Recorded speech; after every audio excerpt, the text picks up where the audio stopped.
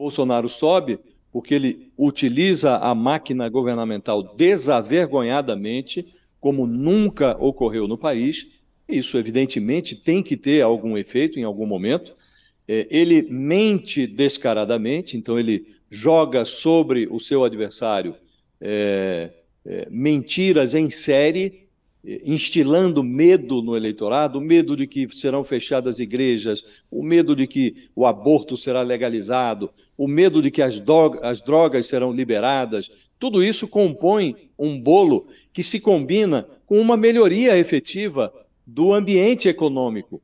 É uma melhoria artificial, porque ela foi obtida artificialmente, mas a deflação, houve deflação durante 2 ou 3 meses, a inflação agora é cadente em relação aos serviços, ainda não chegou totalmente, ainda não se fez notar a queda na inflação na prateleira, na gôndola do supermercado, mas gradativamente vai caindo também, vai incidindo também a queda da inflação no preço dos alimentos. Então, houve uma redução também na taxa de desemprego. Tudo isso leva a uma descompressão do ambiente econômico, há um, é, um despejar de recursos. É como se o Bolsonaro estivesse jogando dinheiro do helicóptero na cabeça dos eleitores, com auxílio emergencial, vale gás, liberação de empréstimo consignado da Caixa Econômica Federal. Em 3 dias foram liberados, é, foi liberado 1,8 bilhão de reais. Há, inclusive, reclamações das entidades de defesa do consumidor, de que a coisa está sendo feita meio na galega, a Caixa Econômica vendendo simultaneamente produtos que não poderiam ser vendidos numa operação casada com um empréstimo consignado, né?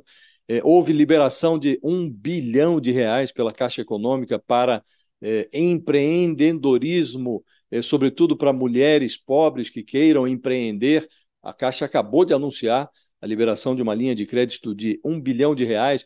O governo agora faz um novo aceno populista, liberando FGTS antecipadamente para a compra de imóveis. Então, isto não vai dar em boa coisa, porque não há, em primeiro lugar, não existe estabilidade no emprego fora do serviço público, então ninguém pode ter a garantia de que terá aquele dinheiro para honrar o compromisso. Mas agora tudo está sendo feito, Fabiola, para que a candidatura do Bolsonaro seja viabilizada.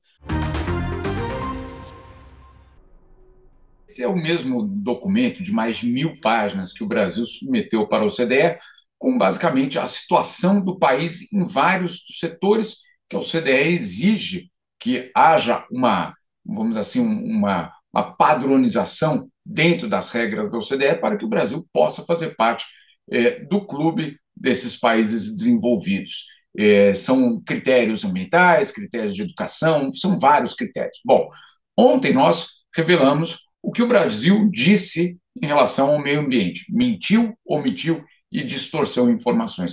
E hoje o que nós estamos revelando é uma outra parte deste mesmo informe no que se refere à transparência das contas públicas e o combate à corrupção no país. 2 pontos que são absolutamente fundamentais para entrar na OCDE: transparência de contas públicas e combate à corrupção. E aí, quando você lê o documento, chama muito a atenção, antes de mais nada, que o governo brasileiro diz que um dos aspectos que merece destaque é a transparência do processo de orçamento no país.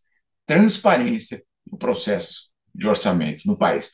Obviamente, isso chama atenção diante da constatação de que nós vivemos num momento em que o orçamento secreto é uma realidade. Não só é uma realidade, mas esse orçamento secreto é apontado, inclusive pela entidade Transparência Internacional, como um dos maiores escândalos da história recente do Brasil.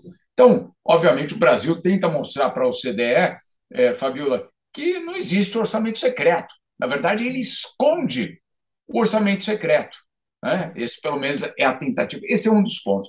O outro ponto também que chama muito a atenção é o fato de que o Brasil diz que cumpre de forma integral todos os critérios no que se refere ao combate à corrupção, aos critérios impostos pela OCDE. O que é curioso é que a OCDE, no ano passado, colocou o Brasil numa espécie de monitoramento inédito por conta justamente do desmonte dos mecanismos de combate à corrupção no país.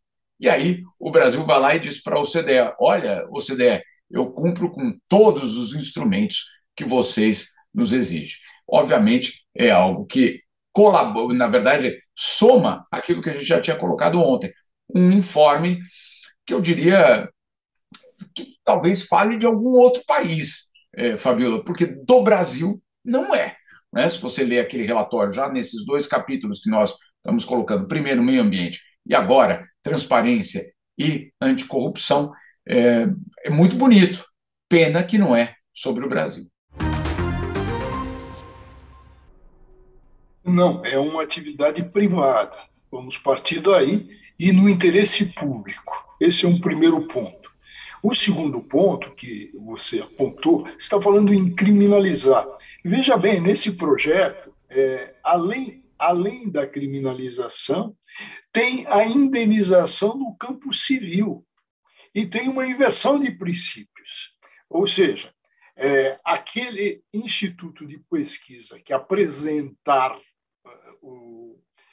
a pesquisa com divergência, quer dizer, acima do índice de erro, o que ele faz? Responde o pesquisador, o responsável, criminalmente e civilmente. Responde o instituto de pesquisa por seu representante legal e responde aquele que contratou a pesquisa. Então, veja o exagero. Agora, o ponto é o seguinte: todo mundo sabe que nem tudo, atenção, nem tudo que é legal, que está dentro da lei, é ético, é moral.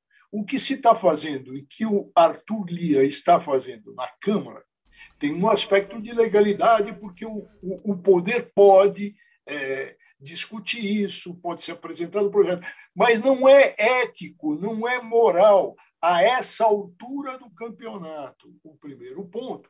E o segundo, o objetivo é muito claro, é um objetivo intimidatório. E o terceiro ponto dessa falta de ética é que todo mundo sabe que uma sondagem de opinião é uma sondagem de tendência. O Instituto não tem bola de cristal, é uma tendência num determinado momento, não é antecipação de voto. O que o Arthur Lira está fazendo? Está fazendo a sua parte num projeto do Bolsonaro de fake news, de pressão até sobre jornalistas. Qual